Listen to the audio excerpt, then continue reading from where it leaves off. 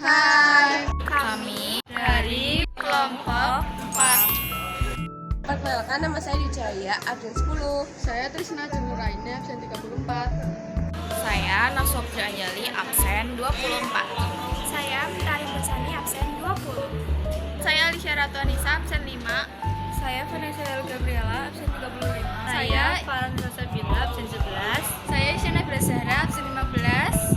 Perkenalkan, saya Karisma Putri dari absen 8. Perkenalkan, saya Rahmat Suwati dari absen 28.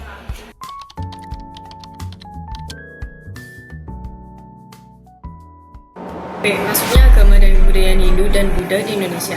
Indonesia adalah negara kepulauan yang letaknya strategis karena berada di jalur pelayaran yang menghubungkan negara barat dan timur. Berlabuhnya kapal-kapal dagang berbagai bangsa membuat masyarakat Indonesia tidak dapat menghindar dari pengaruh luar. Hubungan dagang antara Indonesia dan India telah terjadi sejak 1 Masehi. Hubungan perdagangan ini diikuti pula oleh hubungan kebudayaan seperti agama, sistem pemerintahan, sosial, dan budaya sehingga terjadi pencampuran kebudayaan di antara kedua bangsa tersebut. Hubungan itu membuat bangsa Indonesia mengenal agama Hindu dan Buddha. Berikut beberapa teori hipotesis terkait proses masuknya agama dan kebudayaan Hindu dan Buddha ke Indonesia. Teori Waisak. Teori ini dikemukakan oleh Nicholas Johannes Kamp didasarkan pada alasan bahwa motivasi terbesar datangnya bangsa India ke Indonesia adalah untuk berdagang. Golongan terbesar yang datang ke Indonesia adalah para pedagang India atau kasta Waisak. Mereka bermukim di Indonesia, bahkan menikah dengan orang Indonesia. Selanjutnya, mereka aktif melakukan hubungan sosial, tidak saja dengan masyarakat Indonesia secara umum, tetapi juga dengan pemimpin kelompok masyarakat. Lewat interaksi itu, mereka menyebarkan dan memperkenalkan agama dan kebudayaan mereka. Teori Waisa diragukan kebenarannya. Jika para pedagang yang berperan terhadap penyebaran kebudayaan, pusat-pusat kebudayaan mestinya hanya terdapat di wilayah perdagangan, seperti di pelabuhan atau di pusat kota yang ada di dekatnya. Kenyataannya, pengaruh kebudayaan Hindu ini banyak terdapat di wilayah pedalaman. Dibuktikan dengan adanya kerajaan-kerajaan yang bercorak Hindu di dalam pedalaman Pulau Jawa. 2. Teori Ksatria.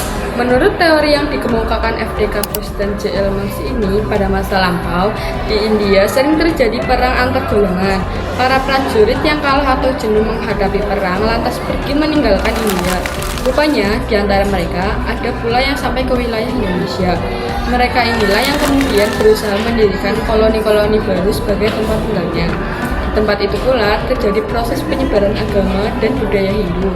Kelemahan teori ini adalah tidak adanya bukti tertulis bahwa pernah terjadi kolonisasi oleh para ksatria India. 3. Teori Brahmana. Menurut teori yang dimuatkan oleh Jesse Taylor, para Brahmana datang dari India ke Indonesia atas undangan pemimpin suku dalam rangka melegitimasi kekuasaan mereka sehingga setara dengan menjadi di India. Teori ini didasarkan atas peninggalan kerajaan bercorak Hindu di Indonesia, terutama prasasti-prasasti berbahasa Sanskerta dan huruf Pallava. Di India, bahasa dan huruf itu hanya digunakan dalam buku suci Weda dan upacara keagamaan, dan hanya para golongan Brahmana yang dapat menguasainya. Teori ini pun didorong kebenarannya. Alasannya, kendati benar, hanya para Brahmana yang dapat membaca dan menguasai Weda. Dan pendeta di Hindu itu pantang menyeberangi lautan. Teori arus balik. Teori ini dikemukakan oleh George Coedes ini. Berkembangnya pengaruh dan kebudayaan India ini dilakukan oleh bangsa Indonesia sendiri. Bangsa Indonesia mempunyai kepentingan untuk datang dan berkunjung ke India seperti mempelajari agama Hindu dan Buddha. Sekembalinya dari India, mereka membawa pengetahuan agama dan kebudayaan dari India. Banyak orang lebih meyakini teori arus balik ini masih memerlukan banyak bukti untuk memperkuat kebenarannya. Sementara itu, pada abad 5, agama Buddha mulai dikenal di Indonesia. Pada akhir abad 5, seorang biksu Buddha dari India mendarat di sebuah kerajaan di Pulau Jawa, tepatnya di Jawa Tengah sekarang. Pada akhir abad 7, Iksim pesiaran Buddha dari Tiongkok berkunjung ke Pulau Sumatera, kala itu disebut selama ini, tepatnya di kerajaan Sriwijaya.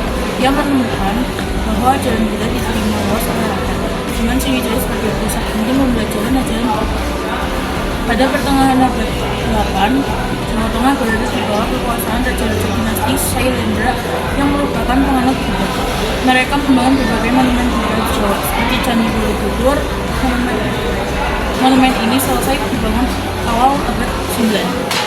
Sekian terkait informasi masuknya agama dan kebudayaan Hindu dan Buddha di Indonesia.